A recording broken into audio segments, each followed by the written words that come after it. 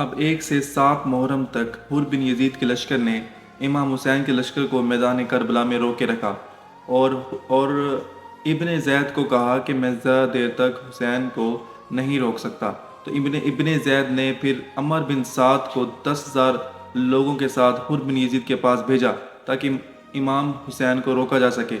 ابن زید نے حر بن یزید کو کہا کہ امام حسین کا پانی بند کر دو، دریا فرات تھا ساتھ، تو چار طرف سے فوج کی ناکہ بندی کر دو تاکہ وہ پانی نہ بھر سکے وہاں سے۔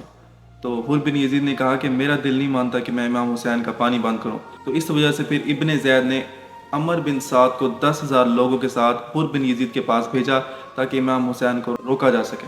اب 8 محرم 9 محرم پیاس سے پانی نہ پینے دیا امام حسین کے لشکر کو، کیونکہ چار طرف سے ناکہ بندی کر دی فوج کی یزید کے لشکر نے۔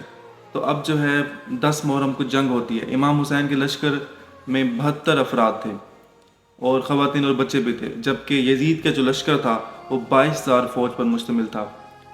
تو اب یہ نہیں ہے کہ اللہ پاک نے مدد نہیں کی امام حسین کی، یہ اللہ پاک کی طرف سے ایک امتحان تھا۔ امام حسین کو شہید ہونا تھا، ان کے پورے لشکر کو شہید ہونا تھا، ورنہ اللہ پاک غیب سے امداد کر سکتے تھے۔ تو اب 10 محرم کو جنگ ہوتی ہے۔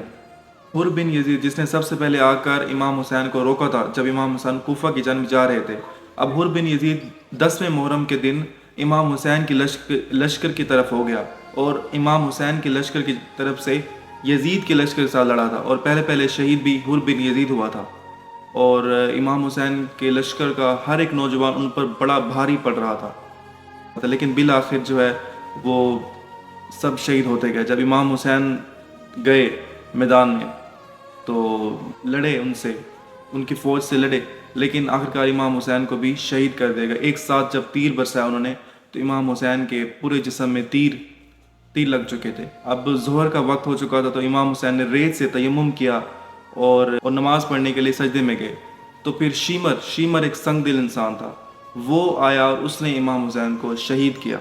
اب جتنے بھی جو نوجوان تھے ان سب کے جسموں کو گھوڑوں سے روندا گیا ادھر میدان میں، اور گردنوں کو نیزوں پر لٹکا دیا گیا، اور اس طرح سے جو ہے یہ شہادت یہ واقعہ ہوا۔